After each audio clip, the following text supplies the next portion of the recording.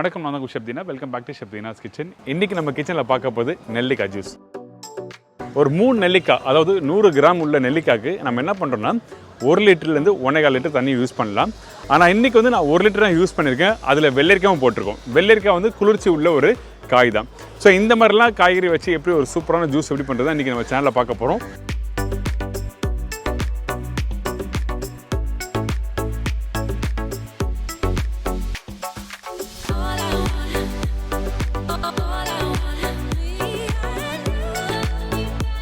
இதோட வந்து பால் சர்பத் சொன்னே எல்லாருக்கும் ரொம்ப பிடிச்ச ப்ரிப்பரேஷனா, அதுவும் பர்டிகுலராக இந்த சம்மர் சீசனில் சாப்பிட்ற ஒரு ப்ரிப்பரேஷன். இதில் எந்த ஒரு கலரோ எந்த ஒரு ஆர்டிஃபிஷியல் ஃப்ரூட்ஸும் இதில் மிக்ஸ் பண்ணாமல் ஒரு சூப்பரான பால் சர்பத் எப்படி ரெடி பண்ணுறது தான் பார்க்க போகிறோம்.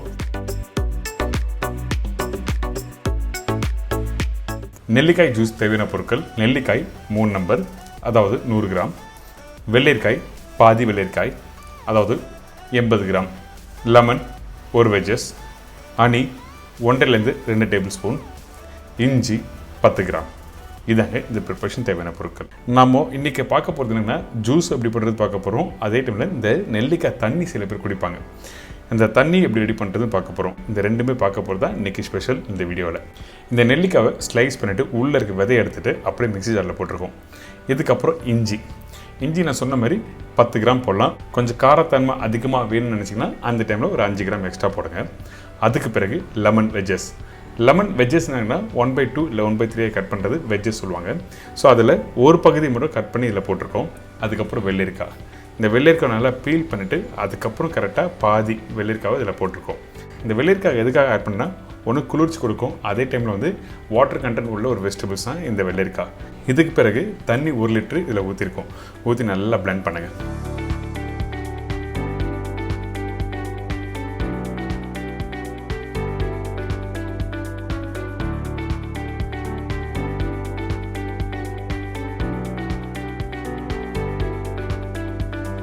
இந்த மாதிரி மிக்சியில் பிளெண்ட் பண்ணி எடுத்துருங்க.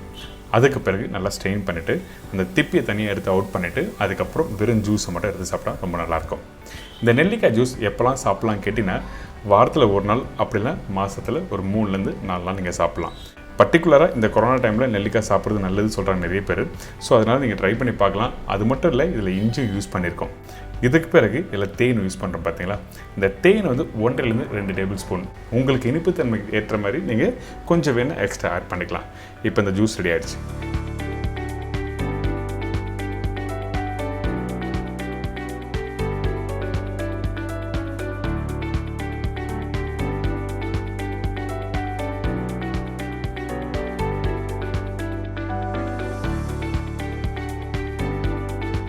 இதுக்கப்புறம் இந்த நெல்லிக்காய் தண்ணி எப்படி ரெடி பண்ணுறதா பார்க்க போகிறோம். ஃபஸ்ட்டு நம்ம என்ன பண்ணுறோன்னா 2லேருந்து 3 நெல்லிக்காய் எடுத்துக்கலாம். அதாவது தண்ணி ரெடி பண்ணுறதுக்கு. அந்த நெல்லிக்காய் வந்து ஜஸ்ட் சார் மட்டும் தான் இறங்க போகுது. ஃபுல்லாக நெல்லிக்காய் வந்து நம்ம பிளெண்ட் பண்ணி யூஸ் பண்ண போதில்லை இந்த நெல்லிக்காய் தண்ணிக்கு. அதுக்கு பிறகு லெமன் வந்து இந்த மாதிரி தின் ஸ்லைஸை கட் பண்ணி எடுத்துக்கோங்க.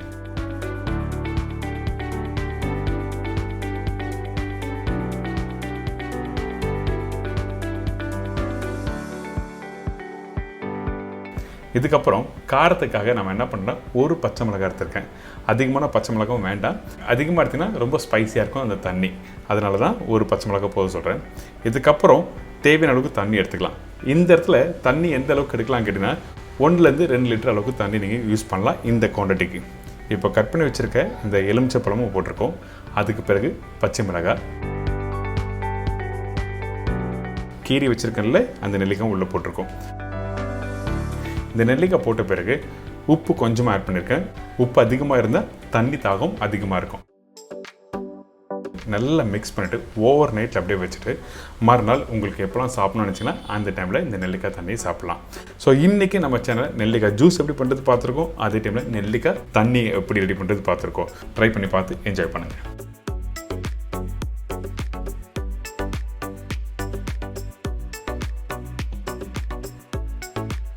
இதை தொடர்ந்து பால் சர்பத். ஃபுல் ஃபேட் மில்க் 1 லிட்டர், பாதாம் பிஸ்னி 1 டேபிள் ஸ்பூன், பேசில் சீட்ஸ் 1 டேபிள் ஸ்பூன், அதாவது சப்ஜா சீட்ஸ், சேஃப்ரான் தேவையான அளவுக்கு, நன்னாரி சர்பத் 150 ml, பாதாம் ஃபார் கார்னிஷ். இதாங்க இந்த ப்ரிப்பரேஷன் தேவையான பொருட்கள். ஃபஸ்ட்டு நம்ம என்ன பண்ண போகிறோம்னா நம்மக்கிட்ட இருக்க இந்த பாதாம் பிசினியை தண்ணியில் ஊற வைக்க போகிறோம்.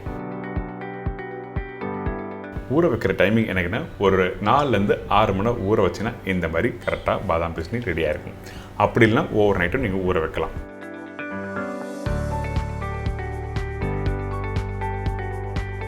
இதுக்கப்புறம் இந்த பேசில் சீட்ஸ், அதாவது சப்ஜா சீட்ஸ் சொன்னோம் பார்த்தீங்களா, இந்த சீட்ஸ் வந்து தண்ணியில் போட்ட ஒரு 10 நிமிஷத்துலேயே நல்லா ஊறி இந்த மாதிரி ஒரு கெட்டியான ஒரு பக்கம் வந்துடும். இது நல்லா குளிர்ச்சி தான். நம்ம ஏற்கனவே ஊற வச்ச பாதாம் பிசினியும் இந்த சப்ஜா சீட்ஸும் ரெண்டுமே வந்து உடம்புக்கு குளிர்ச்சி. நீங்கள் அப்படியே தண்ணியில் மிக்ஸ் பண்ணி சாப்பிட்லாம், அப்படியே லெமன் ஜூஸோடு மிக்ஸ் பண்ணி சாப்பிட்டா ரொம்ப நல்லாயிருக்கும். இதுக்கப்புறம் நம்ம என்ன பண்ண போகிறோம்னா 1 லிட்டர் பால் ஃபுல் ஃபேட் மில்க் மட்டும்தான் யூஸ் பண்ணுறேன். இந்த பாலை நல்லா சூடு பண்ணுறோம். சூடு பண்ணும்போது நல்லா கொதிச்சு வருது பார்த்தீங்களா, இந்த மாதிரி பாயிலிங் டெக்ஸ்சர் வந்த பிறகு நம்ம என்ன பண்ணோம்னா அந்த சைடில் ஒட்டுற அந்த ஆடெல்லாம் எடுத்து நல்லா விடணும். இந்த பால் குக் பண்ணுறதுக்கு குறைஞ்சபட்சம் 1/2 மணி நேரம் டைம் எடுக்கும். பர்டிகுலராக இந்த ஆடையை எடுத்து நீங்கள் விடணும். இந்த பால் குக் பண்ணி, அதாவது 1 லிட்டர் பால் நீங்கள் குக் பண்ணுறா குறைஞ்சபட்சம் 600லேருந்து 650 ml வர அளவுக்கு நீங்கள் குக் பண்ணிடணும். அப்போ தான் அந்த கெட்டியான டெக்ஸ்சர் வந்தால் சாப்பிட்றதுக்கு நல்லாயிருக்கும். இதே ஜஸ்ட்டு பாயில் பண்ணி அப்படியே டேரெக்டாக போட்டு மிக்ஸ் பண்ணி சாப்பிட்டீங்கன்னா உங்களுக்கு நல்லா இருக்காது. அதனால தான் 1 லிட்டர் பால் 650 ml வர அளவுக்கு குக் பண்ணோம். அந்த டைமில் கொஞ்சோண்டு சேஃப்ரான் போட்டிருக்கோம். இந்த சேஃப்ரான் எதுக்காக யூஸ் பண்ணுறேன்னு கேட்டால், ஒன்று ஃப்ளேவர், அதுக்கப்புறம் அந்த கலர். இதுக்காக தான் சேஃப்ரான் யூஸ் பண்ணுறோம். உங்கள் வீட்டில் சேஃப்ரான் இல்லைன்னா ஒன்றும் தப்பு இல்லை, ஆனால் என்னோடய சஜஷன் கண்டிப்பாக சேஃப்ரான் போடுங்க, உங்களுக்கு அந்த ஃப்ளேவர் சூப்பராக இருக்கும். இப்போ பார்த்தீங்களா, அந்த ஆடை நல்ல ஒரு கெட்டியான ஒரு டெக்ஸ்சர் வந்திருக்கா, இந்த மாதிரி கரெக்டாக வந்திருக்கணும்.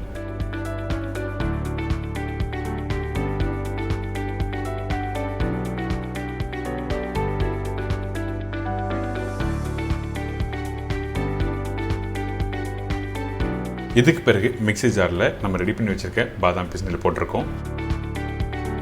நன்னாரி சர்பத் யூஸ் பண்ணுவோம். நல்ல குவாலிட்டியான நன்னாரி சர்பத் யூஸ் பண்ணுங்கள். அப்படி இல்லை வீட்லேயே ஹோம்மேடாக ரெடி பண்ணுற நன்னாரி சர்பத் நீங்கள் யூஸ் பண்ணலாம். ஏன்னா வீட்டில் பண்ண முடியல, நான் ரெடிமேடாக கடையில் வாங்குறேன்னா 777, அப்படி இல்லை குருஜி. இந்த 2 பிராண்டில் எதுனா ஒன்று நீங்கள் ட்ரை பண்ணி பார்க்கலாம். அந்தளவுக்கு சூப்பராக இருக்கும். நிறைய பேர் கடையில் வாங்கும்போது லோக்கல் பிராண்ட் வச்சுருப்பாங்க, அந்தளவுக்கு கிரேட்டாக இருக்காது. இதோட காஸ்ட்டும் ரொம்ப ஹையாக இருக்காது. 120லேருந்து 130 ரூபா தான் இருக்கும். இதுக்கு பிறகு ஏற்கனவே குக் பண்ணி வச்சுருக்க அந்த பால் நல்லா சூடு ஆறின பிறகு டைரெக்டாக இந்த மிக்ஸி ஜாரில் போட்டிருக்கோம். இதுக்கப்புறம் நம்ம என்ன பண்ணுறோம்னா ஊற வச்ச சப்ஜா சீட்ஸ், அதாவது பேசில் சீட்ஸை இதில் யூஸ் பண்ணுறோம். தேவையான அளவுக்கு நீங்கள் போட்ட பிறகு நல்லா பிளெண்ட் பண்ணுங்கள்.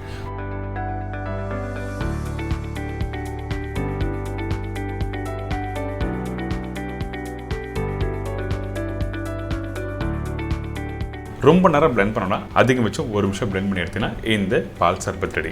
ஃபைனலாக இந்த பால் சர்பத் எப்படி சேவ் பண்ணுறது சொல்கிறேன். ஒரு கிளாஸ் எடுத்துக்கோங்க. ஃபஸ்ட்டு பாதாம் பிசினி போடுறோம், அதுக்கப்புறம் சப்ஜா சீட்ஸ்,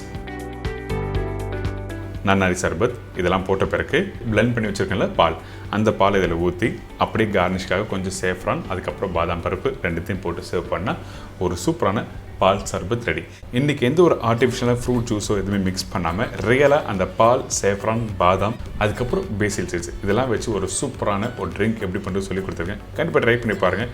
உங்கள் வீட்டில் எல்லாருக்கும் ரொம்ப பிடிக்கும். அது மட்டும் இல்லை, இந்த சம்மர் சீசனில் நீங்கள் எப்போவுமே நம்ம வீட்டில் இருக்க குழந்தைங்களுக்கு ரெடி பண்ணி தரலாம்.